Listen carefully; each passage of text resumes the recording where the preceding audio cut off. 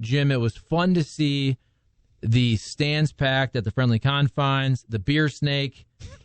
You had some good baseball, but you walk away winless. And again, this Cardinals team, they don't beat the good teams in series. And in this one, they get broomed. They don't beat anybody right now worth a darn.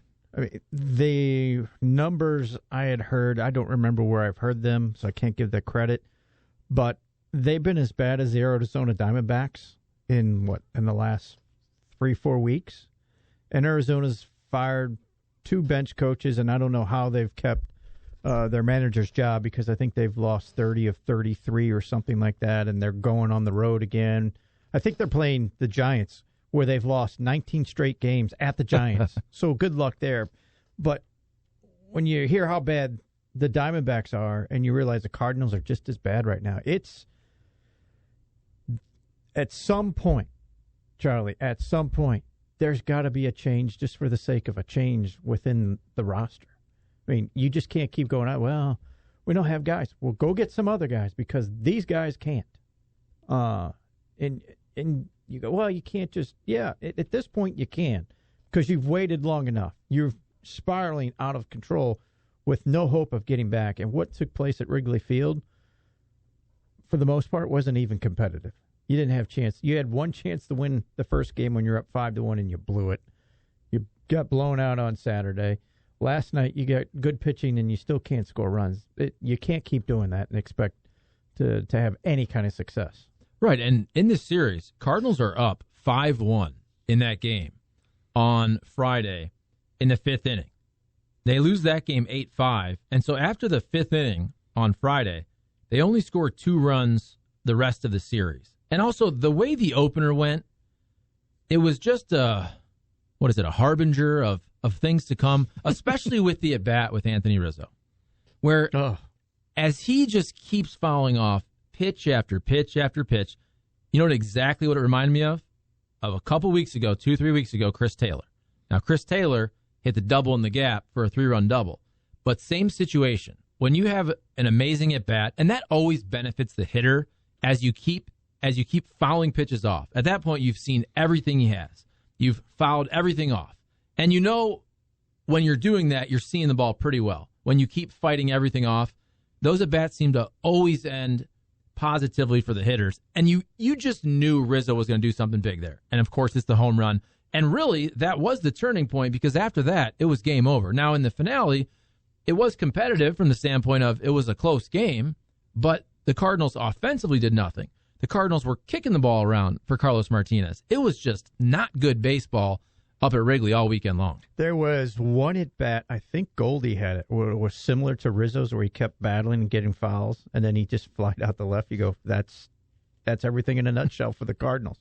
You mentioned Taylor's at-bat. You meant Rizzo's at-bat. You thought Goldie's going to wait, and he's going to get his pitch. He's going to get his pitch. I think it might have been last night, or maybe it was Saturday against Hendricks. I don't remember.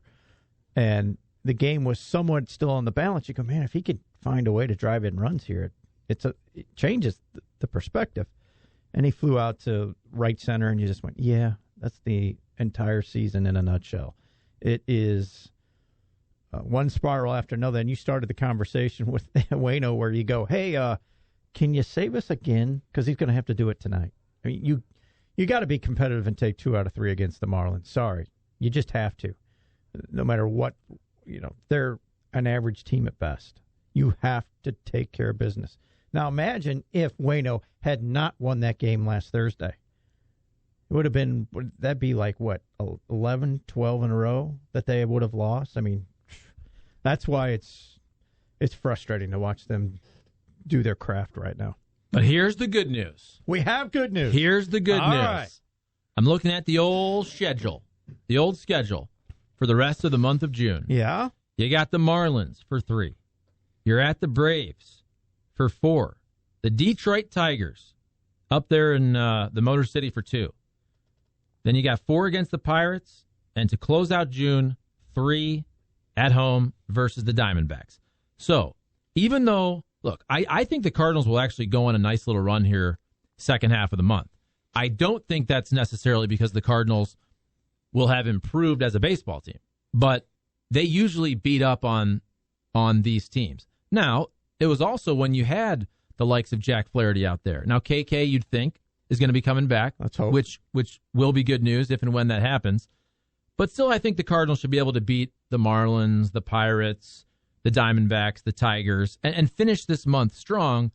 But from what you've seen, where now you can go back a full month after you get swept by the Cubs, you can go back a full month now. And I was discussing this last week.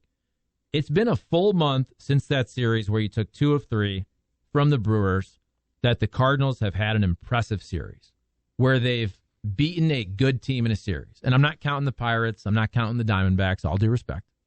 But it's been a month since the Cardinals showed us, hey, against a good team, the type of team you'll be facing in the playoffs, you can beat those guys 2 of 3. It's been a full month.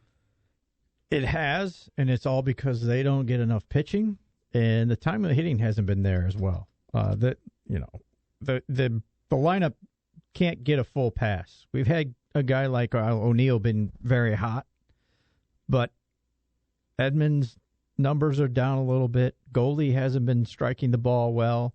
Arenado went through a stretch where he was bad, and he seems to have gotten a little bit better.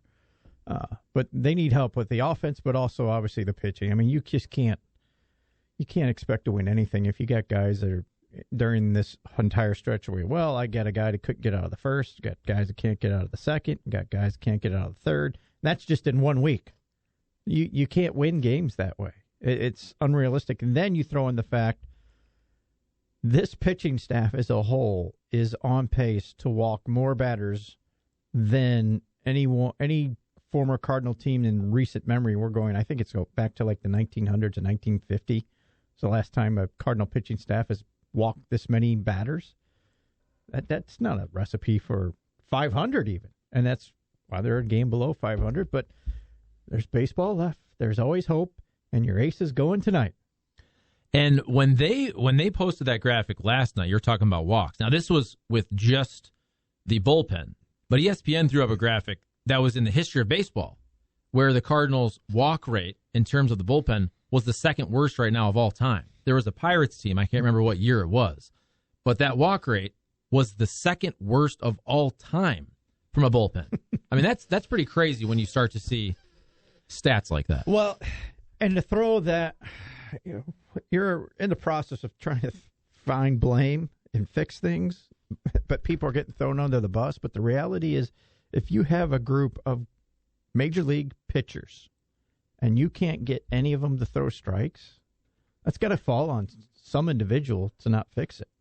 You got to be able to at least fix 1 or 2. But if they all can't do it, and it includes every one of them that goes out there day in and day out, there's got to be somebody that's got to be held accountable, and there's got to be a way of fixing it. Pirates used to have a pitcher named pitching coach, Ray Searage, and he was great at fixing other people's problems. He'd get veteran arms in there, and he'd go, okay, this is how you got to pitch to be successful. We saw Dave Duncan with that.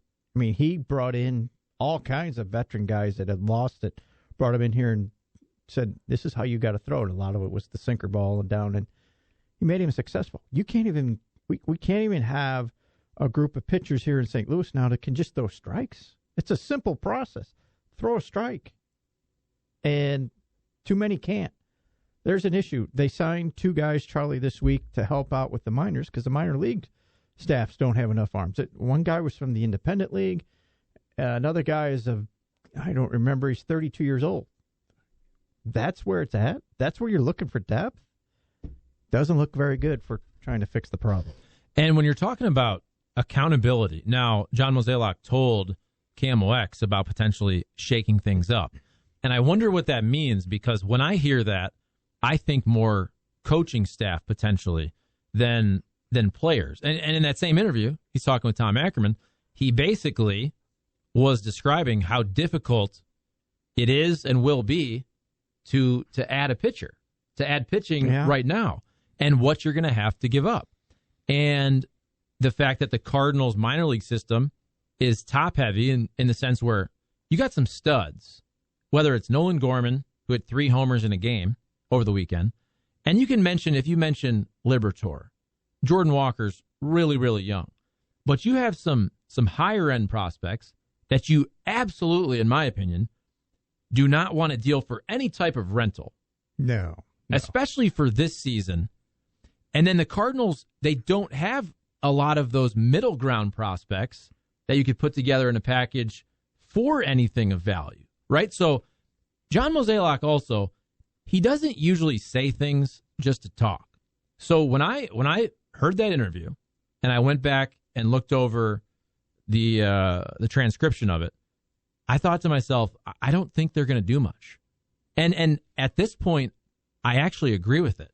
And I say that from the sense of, is this a special team right now, 2021, where you're going to get, let's say you get Jack Flaherty, Miles Michaelis back in August. And we don't know, but let's just say 1st of August-ish. Right now, you are 6 games back in the Central Division. Even if you add a starter and a reliever, I mean, are you treading water with the Cubs and the Brewers to get to August where some of these reinforcements come back? I know we're hoping KK is coming back, but my larger point is this. I think in years when the Cardinals can do something special, it's worth the risk to go for it. And I always go back to 2019. They didn't make a move. They needed starting pitching. Zach Wheeler was the name out there. Now, is that a guy that if you bring him in, can you re-sign him after that? I don't know. And we heard names like Harrison Bader and Tyler O'Neill. Now, let's be real, though. If it was Harrison Bader and you made that deal for Zach Wheeler, 2 years later, you're feeling okay about it, right? Like, okay, that's a good deal. If it was Tyler O'Neill, it would be along the lines, if Tyler O'Neill is doing something like he's doing this year with the Cardinals, with the Mets, you say, oh, my God, it's now Tyler O'Neill. It's Patrick Wisdom. It's Randy Rosarena. It's Adolis Garcia. So I'm throwing it out there that look, if you would have gotten Zach Wheeler and it was only a rental and you had to give up Tyler O'Neill, a lot of people would have been kicking themselves right now. But also, that's the decision that you make when you can do something special. And that Cardinals team got to the NLCS. They did get swept, but that was a pretty dang good team with a need. This year's team, I just don't look at it, even if you make a couple additions. Are they going to beat the Dodgers? Are they going to beat the Padres? I just don't see it right now. They're not good enough to compete with those two teams at all. Even if they were, you could put Scherzer on the team today and they still would not be good enough because there's just not enough. You have too many holes with which to fill, but whose fault is that? That is the fault of the organization for just not having enough good arms. Now, they've lost, 3-4 starters? That's almost impossible to erase, but it's been a long time, Charlie, since I've seen the Cardinals as an organization get exposed for just not being prepared for, a situation. And they are not prepared. And it's hard to say, okay, 3-4 guys out of your rotation. Not many teams can replace that. But even prior to that, I mean, you lost 2 guys and you're like, well, we really don't have anybody. There's a problem. They should have at least had 1 or 2 arms that could have jumped in here and been more than reliable.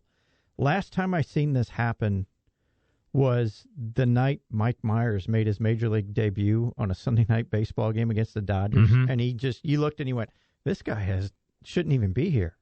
And that's the feel you get when you watch a lot of these arms that the Cardinals are bringing up. Not only just starters, but guys out of the bullpen. You watch Junior Fernandez every other night, you go, he shouldn't be here. He's got things that he's not ready for. Whitley, he's not ready to pitch here. There's a whole group of them. Elledge, they try to get things out of them, but you go, it's like pulling teeth just to get these guys through. There's too many of those, and it's got to be on the organization right now. And that's where, let's just say they did add Max Scherzer, which I don't think is going to happen. Right. I do think, though, I think there's a very good chance that Max Scherzer could sign here in the offseason. I really do. If Max Scherzer wants to come back home, this isn't a guy, by the way, who's a lifelong national. He's played on 3 teams. He's been a Diamondback, he's been a Detroit Tiger, and now Washington Nationals. And he's from this area. We know Parkway Central, went to Mizzou. It would not shock me one bit. It would also make a ton of sense if they could get a 2-year deal for Max Scherzer. And I don't know what that would be. What is it, $50 million, $45 million, whatever it is.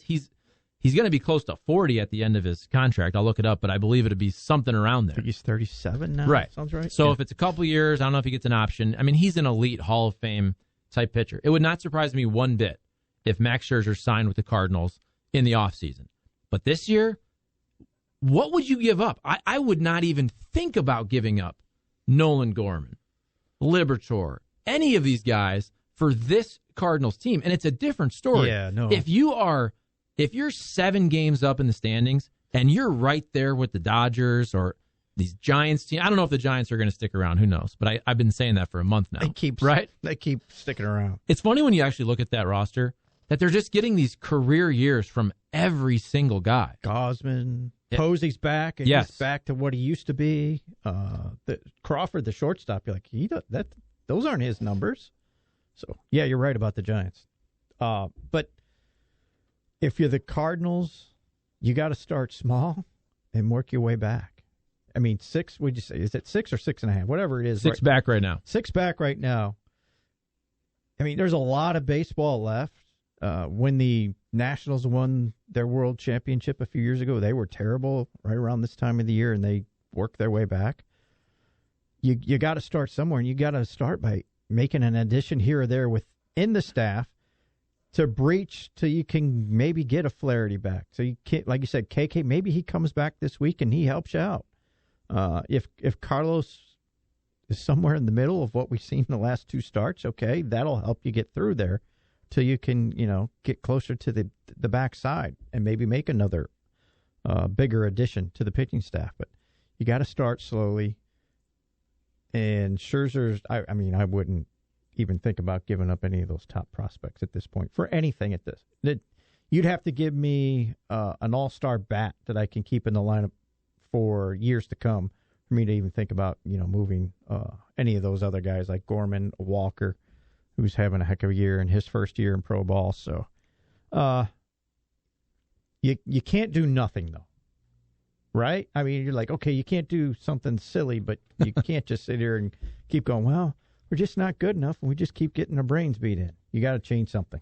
Bartolo Colon, 48 years old, Mexican League. I'm 25% joking here. I don't think that's going to happen, but I would actually love it. Why not at this point? I heard Shelby Miller's name bandied about right before this series. If he gives you 2 starts, he's worth it.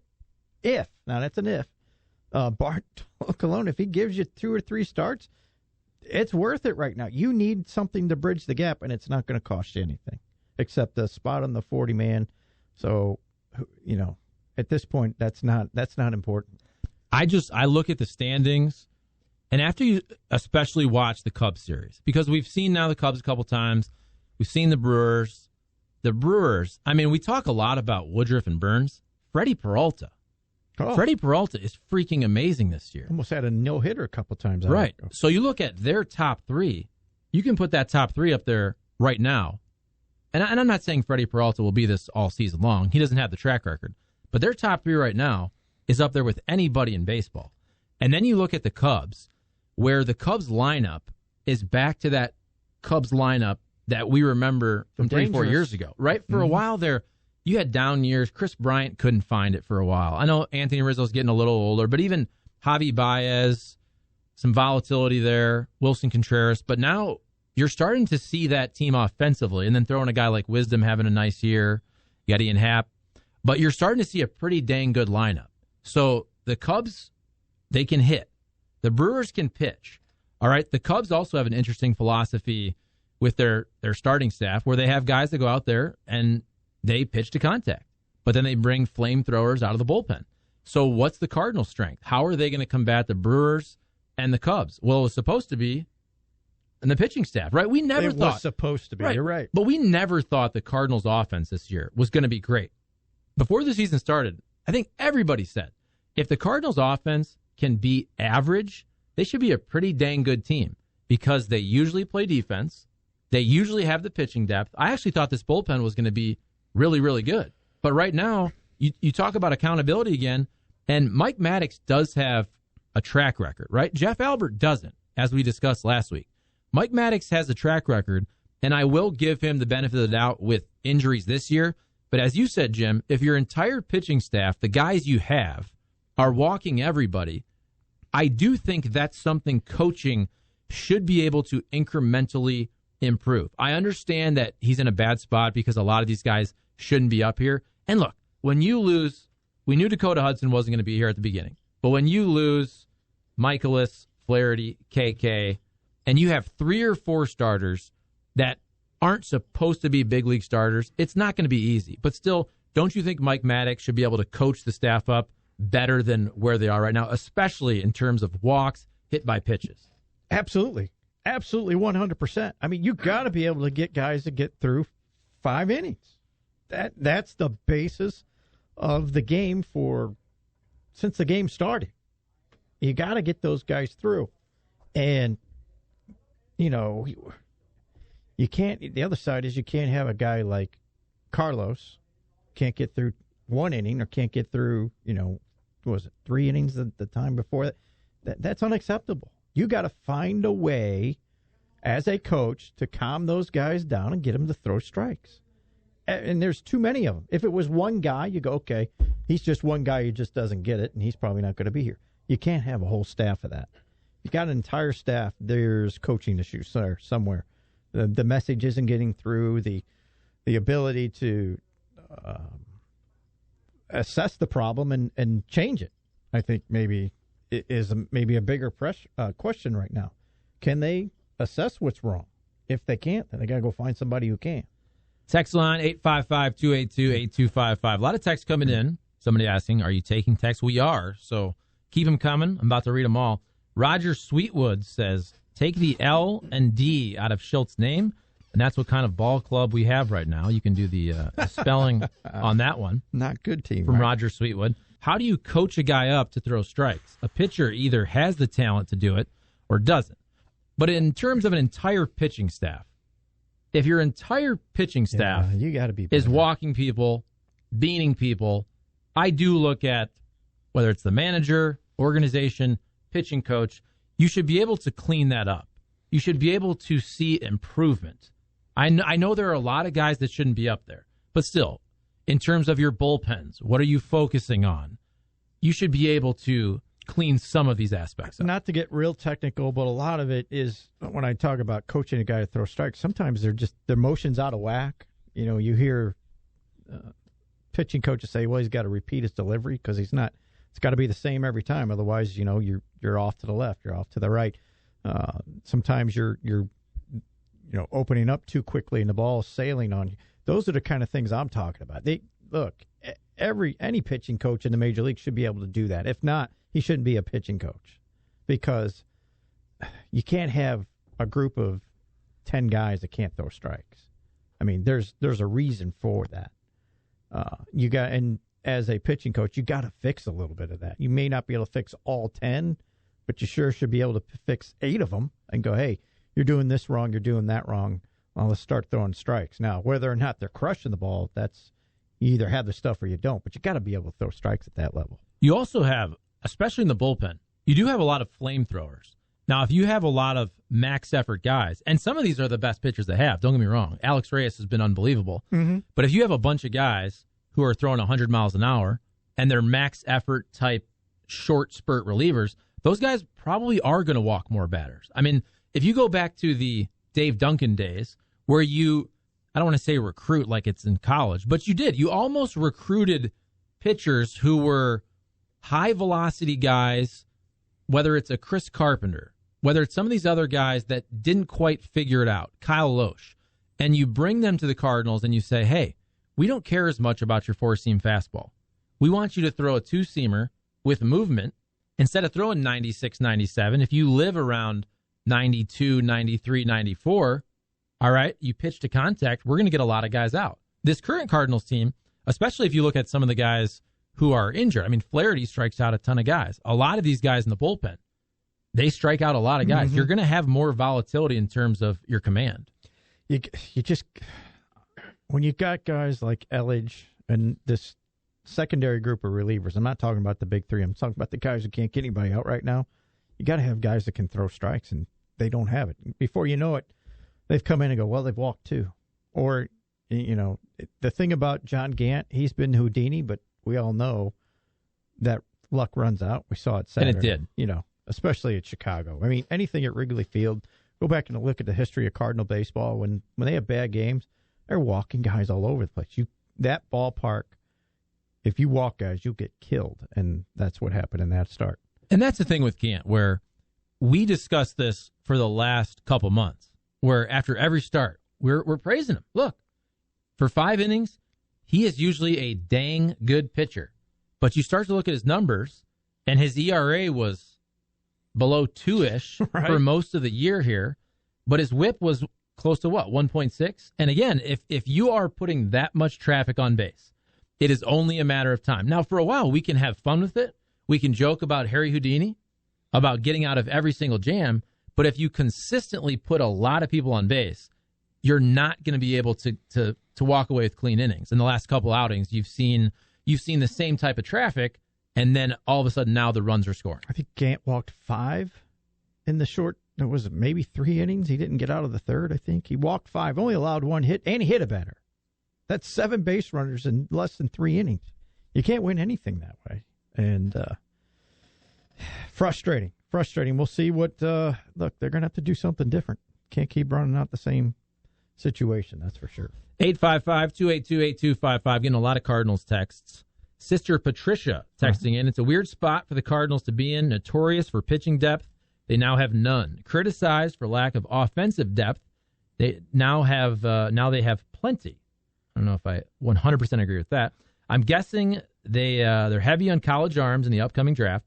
Also have to find a way to get help at the very least to prove to Arenado that they're serious. That's from Sister Pat. Not sure if you guys are taking texts. We are. But if this putrid year continues, does this make Arenado lean towards opting out, or is he just happy to be here? So 2 straight texts about Nolan Arenado. And I would like to just say that I think I get the discussion from fans, especially on social media, about Nolan Arenado.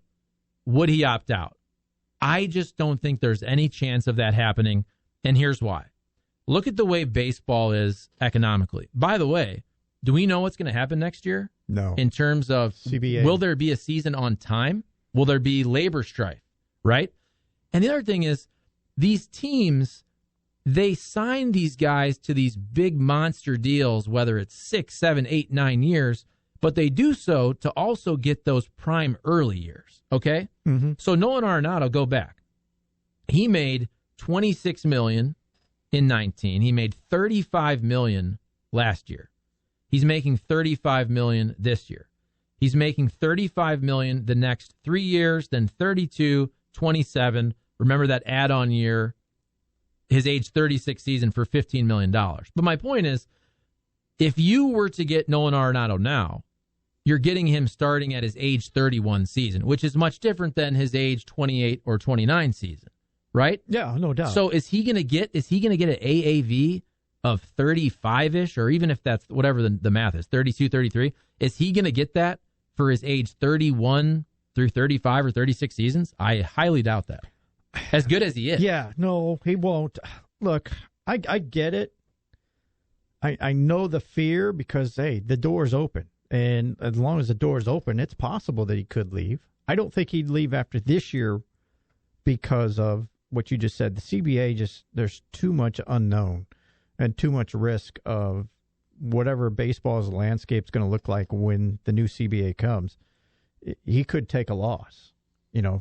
Stick with what you got, because if he doesn't like the new CBA when it's set up, the second option, opt-out, is the one you got to worry about, because he's got 2. Now, He's got one this year and the one after next year. The one after next year is the one you have to really go, okay, is he an unhappy guy, or is the CBA changed where it could benefit him if he goes to free agency? Well, whatever those rules are going to be, that's the one I think I would worry about more than this year, because as frustrating as this entire year is, where he's at now is a hell of a lot better than where he was in Colorado. It just is. Yeah, Cardinal fans aren't used to having the situation the way it is, especially the last 2 weeks. But the reality is, where he's at now is a heck of a lot better than where he was, and he still has that option, like I said, in 2 years from now to go, if I don't like it here, I can opt out and go somewhere else. I 100% agree.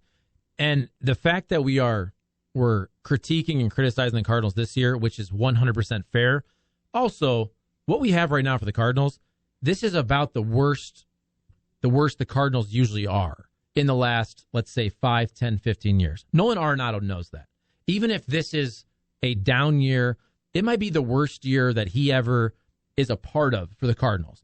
But Nolan Arenado, this is his 9th year in the big leagues. He knows that the St. Louis Cardinals also have a track record where if this year is not perfect, if they don't make the playoffs, there's a dang good chance they're right back in the thick of things next year. And he knows that. Where this year, hell, he'd probably be loving to have seasons like this in Colorado the last few years. I know they had some success. Team in Colorado would be welcomed. This would have been probably his favorite year playing with the Rockies the last couple of years of what he's going through right now. And they are in a bad stretch. They're 6 games out. They just got swept. The schedule lightens up. I don't think Nolan Arenado is going to opt out. Not this year, not next year. And as each year passes, I think other teams are much less likely to give him that huge AAV as he's now in his mid to late 30s. All that is things that will put the value down moving forward for him. And like you said, you get an off season and you see what the new CBA is, you see if the Cardinals, how they look at putting the ball club together differently, and that could change his thinking and go, you know, it's improving, or, you know, if it goes south, he can go, but I don't see that happening at this point. Eric in the Central West End, Charlie, with all the injuries and ineffectiveness, are the Cards past the point of no return? Meaning, is there really a couple of moves that could right the ship? And as I said earlier, I just don't think that's the case right now. Unless you made massive moves and you're waiting on probably 45 more games till Michaelis and Flaherty come back, I just don't think this is the team that you make a huge investment in. I just haven't seen much through 65 games, whatever it is, that this team is going to be a legit World Series contender. And you can criticize John Mozeliak all you want. I also think most Cardinal fans, they don't want to get rid of a Nolan Gorman for this season. I understand that you say, okay, the Cardinals don't do enough. They're always right there. They draw a bunch of fans. They don't put the team over the top. From what I've seen this year, this is not the season to try to put the team over the top. It would take too much. The acquisition cost would be way too much. Folks, this team is 6 games back. They're basically tied with the Reds. Statistically, the Reds are above the St. Louis Cardinals right now. You're in 4th place in the Central. This team is not that good right now. I can see bringing in a couple of arms to offset for the next couple months, especially out of the pen. And as you pointed out, the schedule is very good for the Cardinals moving forward, and you can stay close, and then you can reevaluate. But going out and going, hey, we're going to make 4 moves here and 5, no. Ain't happening. And it's not giving up those prospects at this point, no. So as I'm preparing for the show, I do prepare for the show every once in a while, especially when Cam's out. And I'm on Twitter, and I see this article coming out, which it isn't exactly all new material, but it's about the sticky stuff and the clubhouse attendant, who was the one who was kind of patient zero, along with Troy Percival, actually, in terms of creating this stuff. So it's a Sports Illustrated article from today by Stephanie Apstein and Alex Pruitt. And I read almost all of it, and I was kind of perusing through it and the different names that were mentioned. A lot of big-time names in this article. So the gentleman, Brian Harkins, who's known as Bubba, he's the clubby from the Angels over the years. And he's really been the one guy who's been singled out for the sticky substances. And, you know, I don't think this is one of those bad guys who now is kind of flipping on people. But it seems like because of this investigation, they somehow confiscated his phone and his text messages and his Venmo receipts. And that's how this happened. But this doesn't seem like a bad guy. It seems like somebody who did this, and it was done in all clubhouses, but maybe this gentleman had the best recipe. So it started with the Angels, and then in the visiting clubhouse, other teams started to learn about it and know about it over the course of, you know, we're talking 20 or so years when Troy Percival basically started concocting this with this clubhouse guy. And then when Percival left the Angels, Harkins took over as the guy who had to kind of keep it going in the Angels clubhouse. So, but if you go through this article, there's a ton of big names. So here's Garrett Cole. Hey, Bubba. Everybody calls this guy Bubba, by the way. Hey, Bubba, it's Garrett Cole. This is from 2019. Quote, I was wondering if you could help me out with this sticky situation. By the way, this, you know what this reminds me of? It reminds me of Deflategate. Yes. Remember some of these texts and messages we had where the dude's nickname, wasn't his nickname the Deflator? Yes, I think so. Right. Yeah. I mean, so clearly they're not even trying to hide this. No. Whatsoever. I know as a baseball player, you probably don't think your texts for a sticky substance are going to be caught by the FBI, but clearly they're not even trying at all to hide this. So Garrett Cole from 2019 in January says, quote, I was wondering if you could help me out with this sticky situation. The text continued along with a winking emoji. Wink, wink. Quote, the stuff I had last year seizes up when it gets cold. Can you come up with, or do you have a mix that will play better in cold weather? And so basically, Harkins texts back, and there's a whole concoction of how you have this pine tar, what's called a Mota stick, whether you're using cola, and they're just kind of figuring out the best recipe for warm weather, for cold weather. So you have Garrett Cole there, who's mentioned.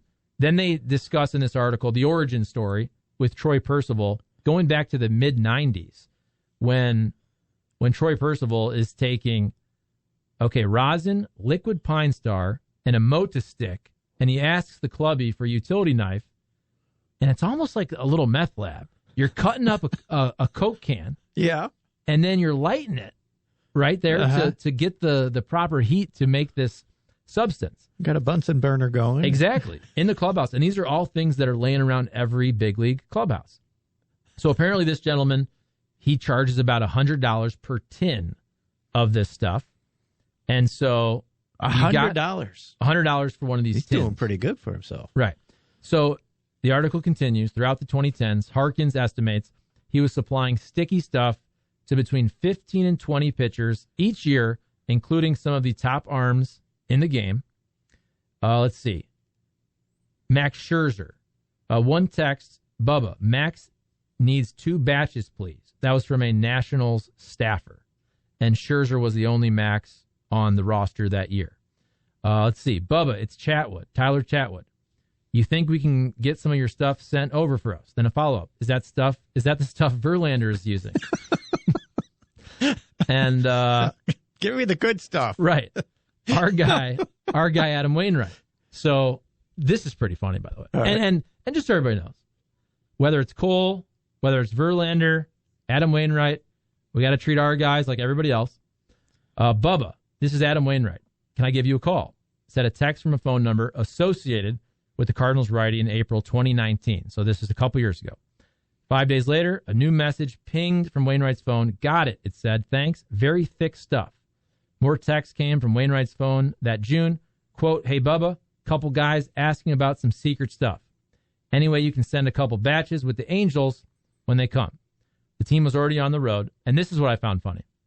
So later, a Venmo account labeled with the name Adam Wainwright sent Harkins $300, writing that the money was for, quote, kale salad and beans. The Venmo transaction occurred the same day that a text was sent from Wainwright's number to Harkins saying that he paid him. Wainwright did not respond to requests for comment made through the Cardinals. And there's other guys, Andrew Bailey, the Giants pitching coach. A couple things on Waino. First of all, I found it funny that this tin was $100 a pop, apparently, and Waino allegedly was paying $300, so he's very generous. Yes. In his tips, and also you got to love the Venmo description of kale salad and beans. And so look, you have a lot of the biggest names in baseball. Yeah. Verlander's in this, Cole, Max Scherzer, Adam Wainwright here. And I'm interested in what people think about this quote unquote scandal and where it measures up. I don't know. I just think, to me, is this steroids? No. Is this Houston Astros banging on trash cans? Absolutely not. And I'm not saying that this is right. I do think, and it's not, by the way, just because Adam Wainwright is involved. We heard his name going back when the first article was written over the offseason by The Athletic. Mm-hmm. I believe it was. Yeah. So if you ask any any pitcher, any baseball player, really at any high level. I have a ton of friends who all played minor league baseball. I have friends who are coaching in minor league baseball. And I hear things where I'm not going to mention them by name, but I hear stuff. And this does go on at every level. We were talking with a big league pitcher that doesn't play for the Cardinals over the offseason. And he said, if you are going to crack down on this, it's going to be the whole league. And in the same article, they suggested 80 to 90% of folks use something. So I don't know now. Look, are some of these, are they more severe in terms of your competitive advantage? Probably so. And I do think you want pitchers to be able to command and grip the baseball, especially when everybody's throwing 100 miles an hour. But there is a fine line between, hey, we want our guys to control the baseball, which I'm sure hitters also want. Hitters don't want to get Kevin Pillar. Hitters don't want to get what happened to Genesis Cabrera smoking Bryce Harper in the face. But there has to be a fine line between commanding the baseball and having a true competitive advantage, which is why I liked what Dan Plesac said on MLB Network a couple weeks ago. He said, have Major League Baseball concoct an actual substance that they allow you to use that's uniform so that every team can use the same substance. I think that's pretty fair. It's interesting. And it sure seems like the entire pitching community is using something of some kind. Then it probably needs to be addressed that, there's got to be some kind of substance for whatever reason. Is it because the way the balls are being made, you can't get a grip on them anymore? I don't know. I'm not out there throwing. But there is something that just about everybody's using. They have to come up with something that's okayed, right? I'll go back to the night that Cabrera hit Harper, and then he hit Gregorius right after that. He went back to that rosin bag after each hitting of each guy. He's like, man, I can't grip the ball. I really think he couldn't grip the baseball. I remember that specifically. After he hit Harper, obviously unintentional, but he went back behind that rosin bag and started beating the heck out of the rosin bag. Like, he's wiping his hand off trying to get a better grip. Same thing happened with Gregorius.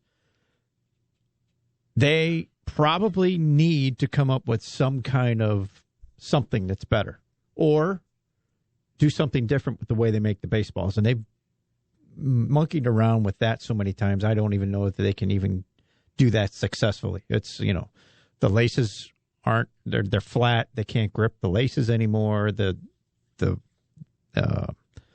rawhide is slick and you can't grip it any. They got to come up with something. But to your point, it would be interesting if they just said, okay, here it is, and this is what you can use. But do you want it? I mean, whatever that is, do you want a goop and a whole, you know what I'm talking about? Just a whole thing where you grab the ball and go, well, great, now I need a napkin to wipe my hands off. I mean, you can't have that. So they got to come up with something.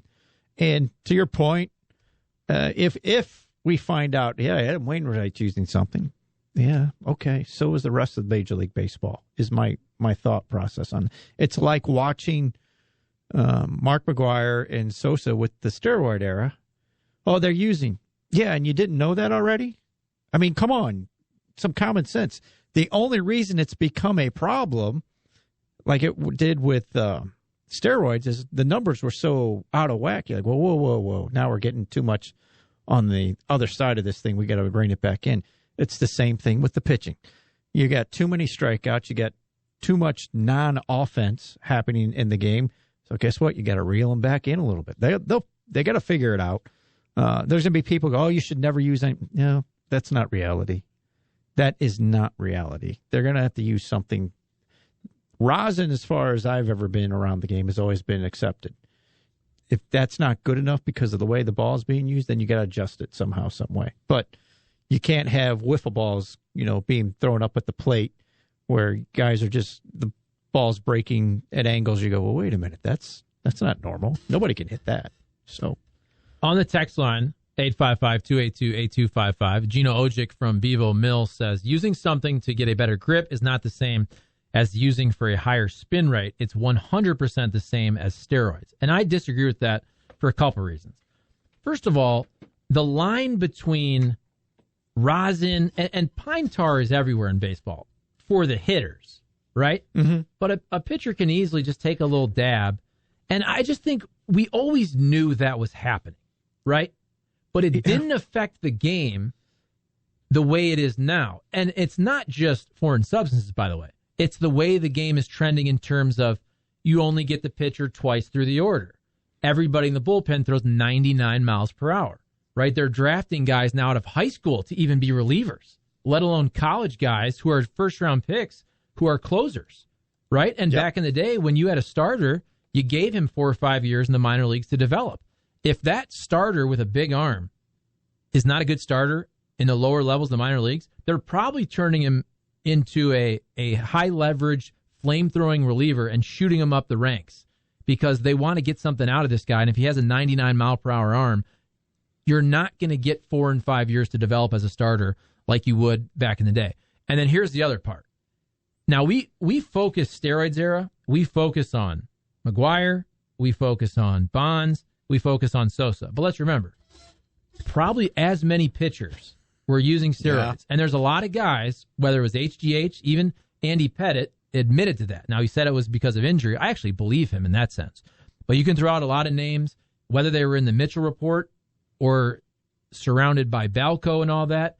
Roger Clemens, a lot of these guys whose names were either in the report or they were tied to some of these trainers, right? So, I mean, a lot of pitchers benefited from the steroids era as well, even though it was the home run numbers that we really focused on. But this is different. This is benefiting pitchers only. And it's also, here's the other part, as I'm coming up with new ideas as I'm speaking. You can make the case.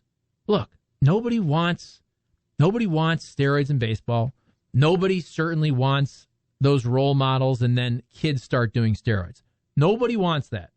However, you can't argue that the product was really, really entertaining. And let's be real, McGuire and Sosa brought baseball back from the strike. The steroids era was really, really fun to watch. This era is not fun to watch.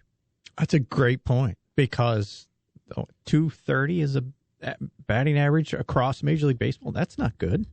I mean, the Cardinals offense, believe it or not, is in the upper echelon, and at least from the middle on up of offenses in the game. We know how not good the Cardinals lineup is and their offense. But the pitching is just, there's too many strikeouts. And you're right, it's boring. And I hear it on just about every broadcast that I listen to. And from time to time, Charlie, I'll go and listen to other teams' broadcasts. And former guys go, well, it is what it is, but it's boring as heck to watch. I can't watch the game anymore. And you're right. Even, if that's the end game of the end result, that can't be good for the game. They have to change it. And I think that's why they finally decided, we can't have these guys striking out every, in 4-hour games with no run scored. They got to fix it. Got to come up with a better way. And I will be interested to see how this first phase goes, because there's going to be another phase once they figure out a few things. Well, we didn't account for this, or this is not going the way we had hoped it would. There's going to be another phase, but they have to start somewhere because it's awful in a lot of cases.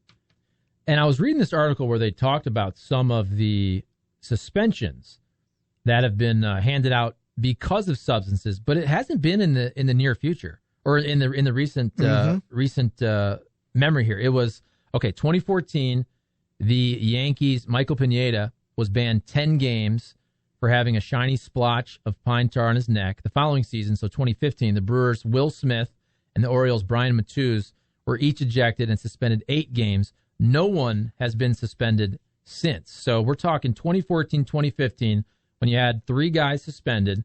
And also in this article, as I spoke about this earlier, but one recently retired pitcher believes that 80 to 90% of the league uses sticky stuff, and the discipline is rare because you can go back to nobody being suspended since 2015. I think the other piece of this is the legacy aspect, and this is why I disagree with Gino Ojic from Bevo Mill. Look, the steroids guys, that will always be a pockmark on their legacy, to a point where most of those guys are not in the Hall of Fame. If they get in, they're getting in years after the fact that they should have got in. Yep. Now, I do think as time passes, people forgive these folks from the steroids era. Okay, look at the Houston Astros scandal. That's going to stay with folks, I think, forever. I really do. And in my opinion, that's worse than steroids in a way. I know it's weird because steroids, you're injecting something in your body. What the Astros did with technology, and I still to this day, with the whole buzzer thing that they say there's no evidence of that, I have a brain and I have two eyes. And Jose Altuve running off the field and taking his shirt off and changing his shirt before he came back on to celebrate, that's real fishy. That's real fishy. Agreed. I agree 100% with that one. And to this day, I remember I was on the air with Brian Hoffman, and we were talking about that home run like a day or two after it. And I said, man, how great is Altuve? You realize he's just hit one against the one left-hander the entire league cannot hit, and he just crushed it. It was like, man, he had that thing set. Well, yeah, because he knew what was coming, Jim. That's why he crushed it. I mean, think about it. No one in baseball can tee off on Aroldis Chapman, but he did in the biggest moment. I was like, wow, that's pretty cool. And now we know why. The funny thing, too, is if you go back and you look at that replay, now I don't know this for a fact, but do you remember the reaction of Aroldis Chapman? He was smiling. In a way, okay, yeah, you know what? He was smiling in a way like, what the hell did you know? And maybe this is me with hindsight thinking too much, but if you go back and watch that clip, I'll go back and when Altuve hits that home run, Aroldis Chapman's reaction is not frustration, disappointment, disdain. He doesn't do the Kershaw that doubles over. Yeah. He is smirking. Like, yeah, you got me because you knew what was coming. Because don't you think, if you're an American League team, and you've heard about this, right? Different teams knew what was going on to a certain extent, right?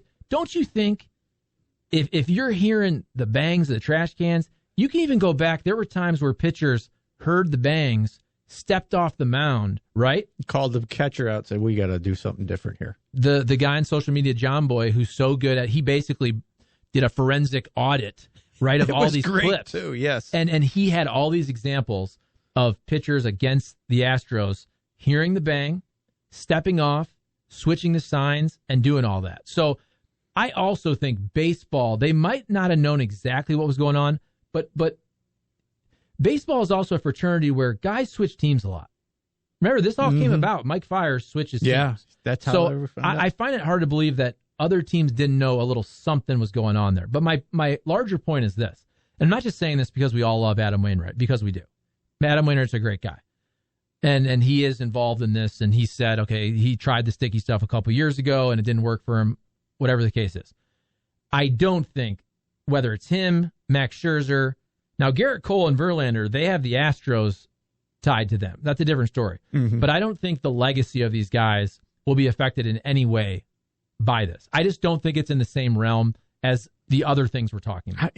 Look, if everybody's cheating with it and everybody is admitting to, yeah, you know what, it's league-wide, okay.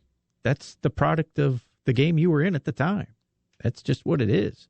You had to compete against that. If you're among the best at that time, you're among the best. That's just the way I see that one. But a little bit more noise coming out of it. Now, I did see something real quick on this that I think it was Bob Nightingale tweeted out, and I haven't been able to look into it further, but enough rumors that, hey, this weekend spin rates were down across the league. I'm like, all right, does that mean, I think this is really what they wanted to do, scare you into stop using before they actually start embarrassing people out front. I mean, that's the whole premise that I think Major League Baseball wants. They don't need another black guy by going, oh, this guy's out and that guy got thrown out last night. They don't want that to be the headline story. So we'll see in the coming weeks if that does a little bit to change this. I mean, if we have guys, if the batting average starts to go up to 250 as the norm, then you go, oh, I think maybe they fixed it, right? No, absolutely. And it all gets wrapped into the conversation about making baseball more exciting and pace of play. It's funny because the foreign substances thing didn't really come about until the last, really, 6 months or a year that we really started to focus on that. In the past, it's been things like universal DH and robot umps and the runner on second in extra innings and the different rules where in the minor leagues they're experimenting with moving the mound back and all these other ways to make baseball more exciting and create more offense, which I think is 100% needed. But it's funny now that the conversation has shifted from some of these rule changes strictly to the foreign substances conversation. Like, look at Theo Epstein. Theo Epstein leaves the Cubs and he joins Major League Baseball, and his job is to basically make baseball more exciting, right? And I think that was based on rule changes and how you look at stats, for example. You can certainly make the argument, I don't know how you could argue against this, that baseball is smarter than it's ever been. And if you go back to Moneyball, which now is, 20 years ago, 20 plus years ago, all these teams are finding value, and they realize the value of a walk, and they realize the value of on-base percentage and finding value places. And that was the A's whole thing. The A's whole thing was back then, on-base percentage and walks weren't valued. Players weren't getting paid based on that. Well, now they are. And so you have to find a competitive advantage in different ways. And heck, if you look at the Astros, now you got teams that are doing it through technology. You have the whole foreign substance thing, which I do think is across. I think this is across not just Major League Baseball. It's across all of baseball. Oh, yeah, no doubt. Everything's more specialized. You can afford to have more staff members. Hey, you keep track of this and you keep track of that. I want numbers on this and I need numbers on that. And there's, like you said, there's the value. I see the value right there. I do want to see what happens over the next 2 to 3 weeks, though. If we have batting averages across Major League Baseball starting to go up, then I'll start to say, okay, maybe they cleaned a little bit of this up. I don't mind something for them to use, but you can't have 230 be your national batting average across the game. It doesn't work.